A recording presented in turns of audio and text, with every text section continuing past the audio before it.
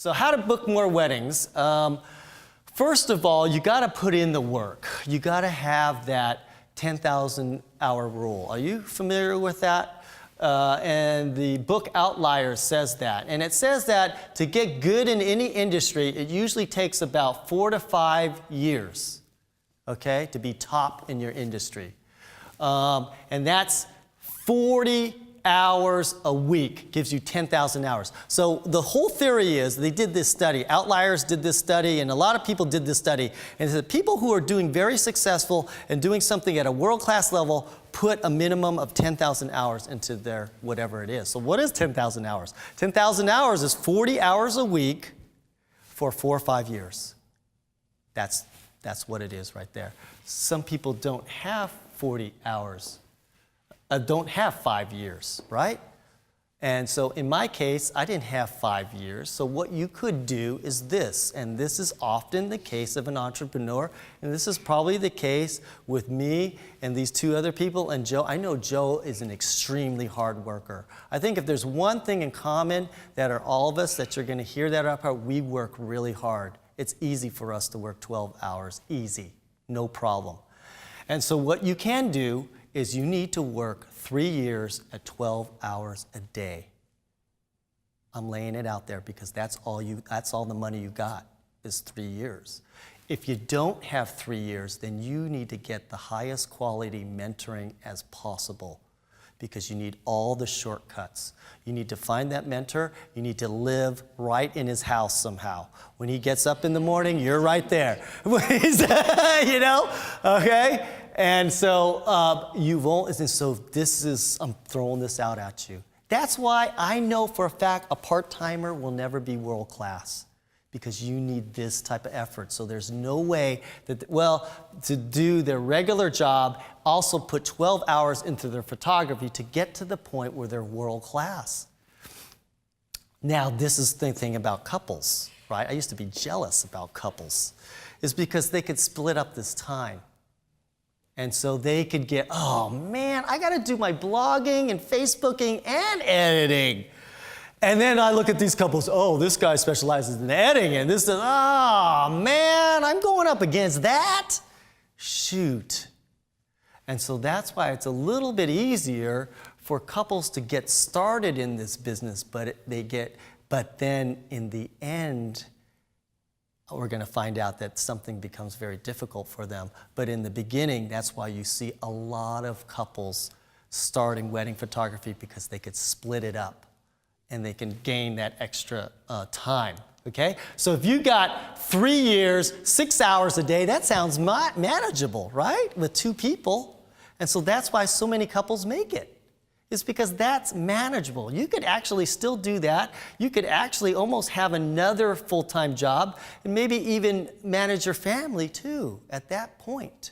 It's possible. So that's the reason why you see a lot in our industry.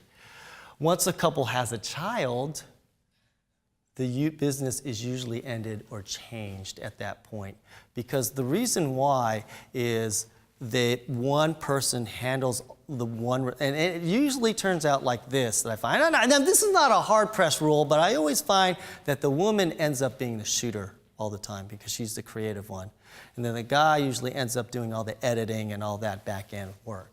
And so the woman has the child, and a lot of times, they both have a child together, but when they have a child, a lot of times, I guess, are culturally or whatever, it seems like, or maybe sometimes women have a better knack at taking care of children, then it gets difficult, and then it's in a bad situation, and it gets really hard at that time. Whereas the person who is one and develops the business, and then they can go on and you can develop something, and we'll talk about it a little bit later. Whereas me, that's all I did, was all me. Well, my wife doesn't help me at all, right? The only thing that she does, the only one thing I ask is to help her to book me my flights. And sometimes she's not the greatest at that either because I don't care because she really takes care of our family and I can't live without her. She cooks my meals, I get breakfast, I get dinner, she cares about me, she takes care of our kids, and that job is very difficult. That is more than 12 hours a day. And so it's equitable, right? And so that's what happens, and that model works that way, but it's harder. And that's just something to consider, and we'll talk a little bit about that later. Okay, work smart with direction and intent. So just don't fill up these 10,000 hours with busy work. And so the example of this is in sports. And then somebody did this interview one time, and they were doing this study on practicing with intent, and they would have two examples. There's two basketball players. There's one basketball that's going to practice his free throw shooting.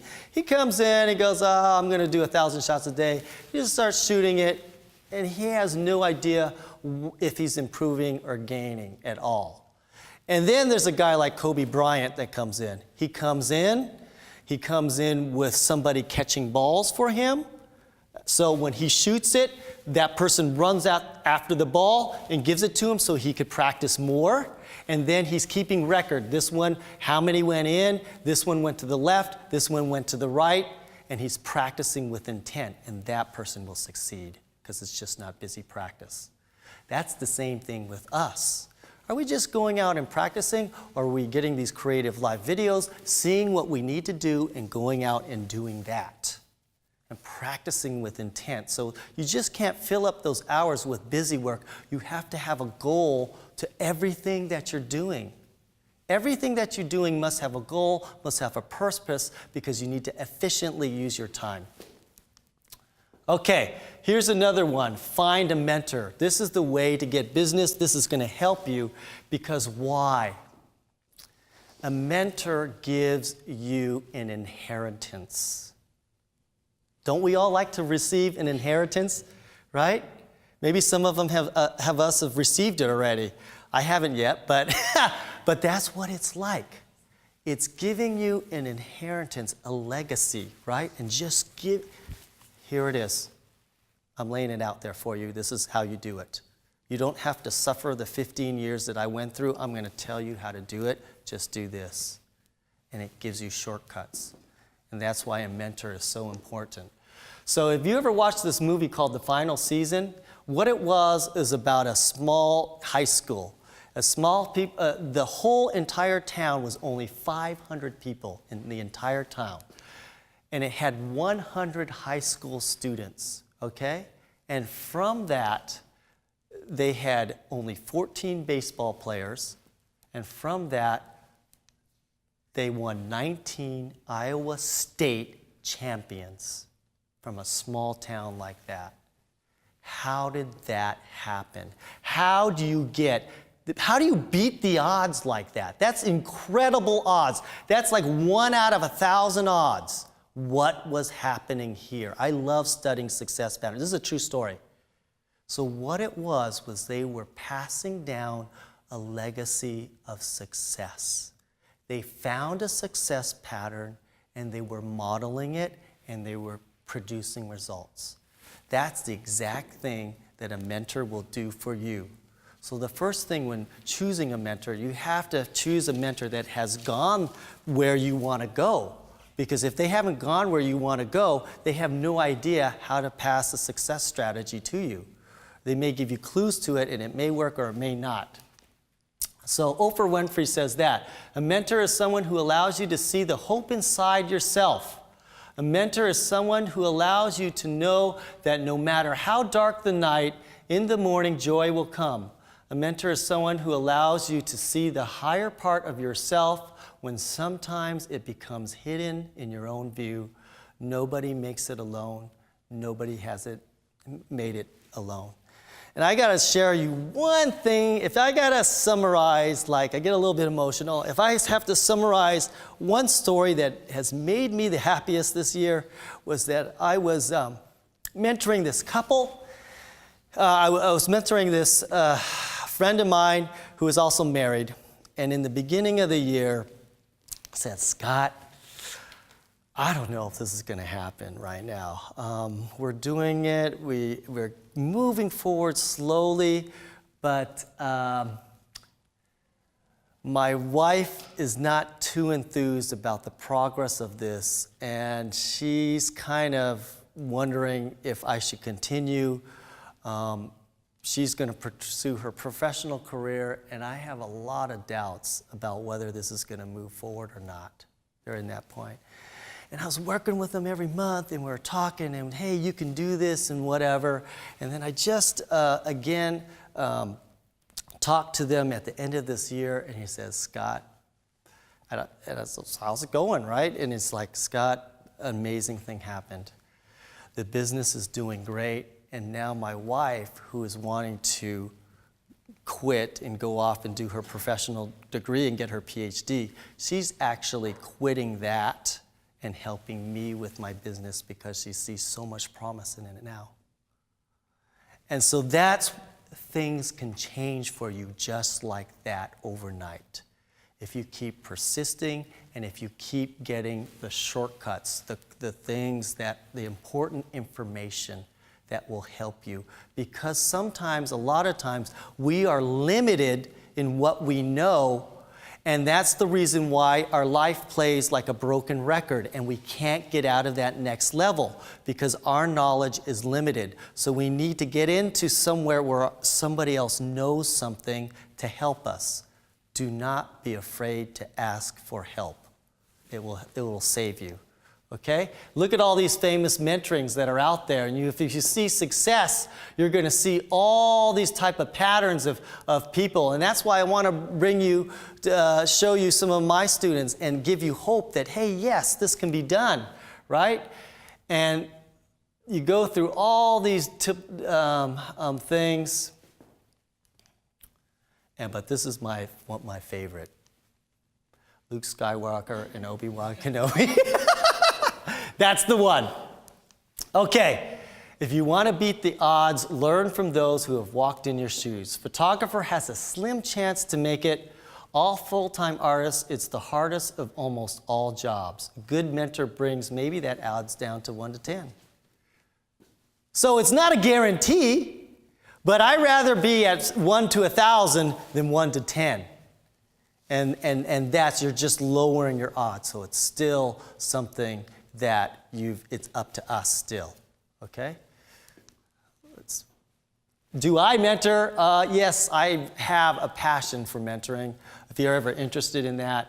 And I'm devoting my career to helping others. And I love to mentor people, maybe like, not a lot, maybe 12 a year or something like that, because of my schedule and so forth. But if you're very interested in that, you can contact me later of all sorts, and we can have a discussion about that too. Okay, so why is learning from a mentor or a coach the best way to learn? That's great, right? So I developed this theory. And this theory here is this, and this is achievement and how to get higher in achievement. And I listed all the different types of way to learn. And this is the most common, is called one-way learning. What is one-way learning? Common one-way learning is things that are from books and DVDs, and it's just available and it's out there and it's easy to access, and you have this one-way learning that everybody can have access to. And that will produce pretty much average. If you want to be average, you do that. If you want to get good, this is where you come in. So you got to practice like heck. You get your 10,000 hours in. And then from that 10,000 hours, you get very good, and then you start to get world-class one-way info. And that's what I love about Creative Live. And this is why they're unique, is because they give you this world-class, mostly one way, but if you get into the chat rooms, you've got some dialogue there and whatever. But then this is maybe going to some workshops that maybe aren't so hands-on, but you're getting really good information to help you take it up to that next level. Or maybe you go to some of these workshops and it's just once a year, where it's not a constant back and forth information. That could get you to a pro level, right? That could get you there. But really, if you want to get to that world class where everything comes together, where you're actually making $10,000 a wedding, you've got to be world class, that's when you need the two-way exchange. Because there has to be an accountability back and forth. And that is going to give you the highest achievement possible. You need the two-way exchange from the person who knows the most. And that's going to get you there. And that's the cost passed. It does. It's lower cost there, and that's the reason why people don't do this, because it is a little bit more expensive to go that route, but the payoff is huge. And sometimes this is the only way to get you over those humps. And that's why it's really, really important. Okay, so my mentoring philosophy is this. What you have to do is you have to first observe what a world-class photographer is, how he acts, how he talks to people, all that kind. You just need to see just, how he dresses or what his personality is like or whatever, right? You observe and learn strictly from observe, but you have to observe the rest. For example, my daughter is really into basketball. She's 8 years old. But once a year, I break the bank and I get really good seats and we go down, almost down to court level, and we watch. I don't go to a Laker game because that's expensive, but I'll take her to a Clipper game, right? I take her to a Clipper game and I let her see the best basketball players in the world. She's only 8 years old, but now, guess what? She loves it, and brings me so much joy that every time I want to watch a Laker game, she is right there with me, and she cheers louder than I do. Can you believe this? I'm telling her to be quiet, which is really rare. So she's totally into it, but I want to give her that experience of seeing what it's like. I'm letting her dream.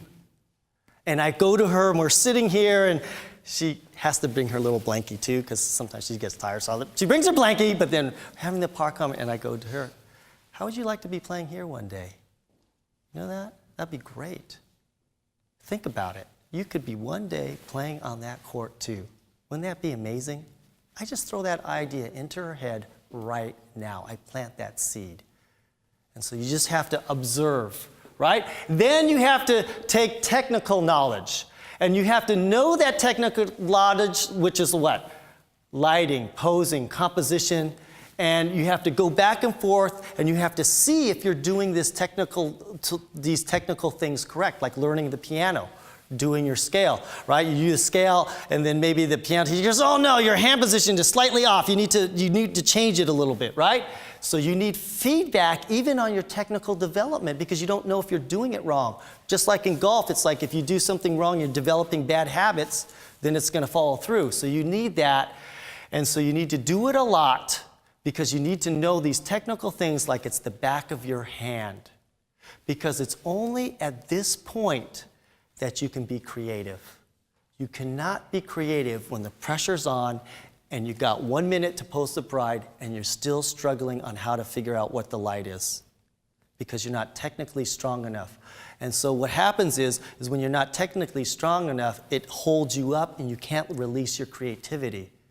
And so you look at this in performances all the time in sports arena, right? Where the best players in the world, they somehow do this play that like, whoa, how did he do that? Throwing the ball behind the back or doing something amazing, because on the spot he becomes creative and creates a solution because he has the technical down already. That's where that 10,000 hours comes in. You need to get it like the back of the hand.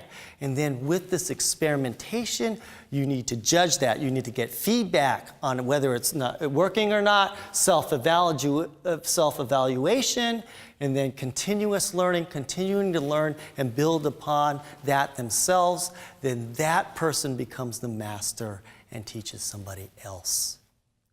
That's where I want you to be. I want all of you to be up here and teaching others in that full circle so we can improve this industry.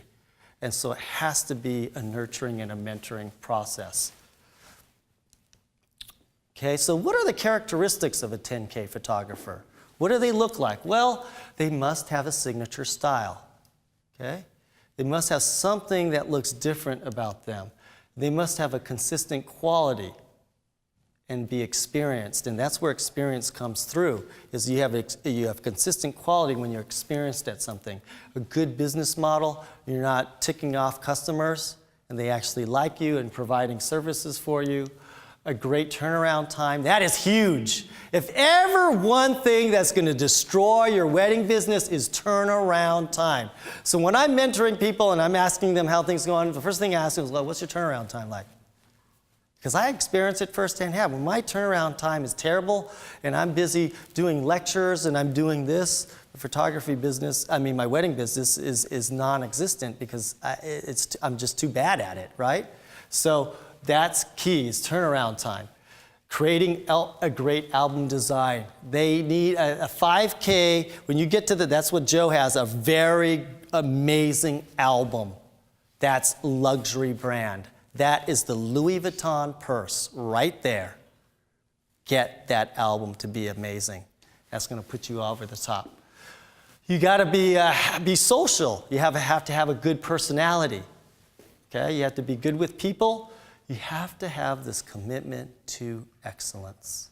You have to be one of those, and I'm sure there's tons out there, when you get into a competitive situation, you just have to be the best. And that's your call to do that, and you feel it. You've done it throughout your life, whatever you're doing, whenever you're playing board games, whenever you're going to school, whatever, is that you are driven to be the best. And that's what these people are. They have it in them. It's part of their makeup. Okay, so really to give you some hope is that a lot of times you're one skill away from doubling your income, and that was true with me. And what it was for me, I got stuck at certain levels. There was a point in 2006. I was going great in 2005. Everything, I was booking clients left and right, and whoever, I felt like I just had the freaking magic touch. Like I could do anything, and I was just getting these clients in. 2006 rolled around, and my first 8 clients said no, no, no, no, no. I'm like, went into depression almost. Have you ever felt like that, right? What in the world is going on? Why can't I get to the next? I was going so good, and every single person said no to me. I don't understand what's going on. Well, it happened to be at around 2006, the digital revolution started to turn around. And now what was happening was there's a flood of photographers entering the market at this point. And what happened here, I realized that my value was about $2,000 under what people were paying because of all this new competition. So what I charged, people weren't willing to pay for it, except if they would give me $2,000 less, then they would book me. And that's, I felt, what was happening to me. And I was at that point where I needed to make some changes in my life. And what I did was I realized that my pictures didn't glamorize the bride enough. And I looked at my work and I was bored with it. And so the one skill that I learned was learning how to glamorize the bride. So I worked on that a lot. And so by the end of the year, I was able to make that transition, work really hard at it, and then the flow started happening again. But it was one skill that was holding me back from making that next level. Then another thing that helped me was actually submitting into competitions, like we're having a competition here, and then submitting into national competitions. I wanted to put myself against the very best in the world and see how I would do. Could I be a master photographer? So I would submit these images and I would win awards. And so then I knew I had the confidence that my imagery was just as good as anybody else's in the world. So with that fact, I could gain confidence and ask for higher prices and things of that nature because I knew the quality of my work was there. So it's a good idea to submit your work just to see where you're at. And then with that, I knew I had the quality, I knew I had the content, I just had to think like a 10K wedding photographer and allow myself to really own it, okay? To really feel comfortable doing that.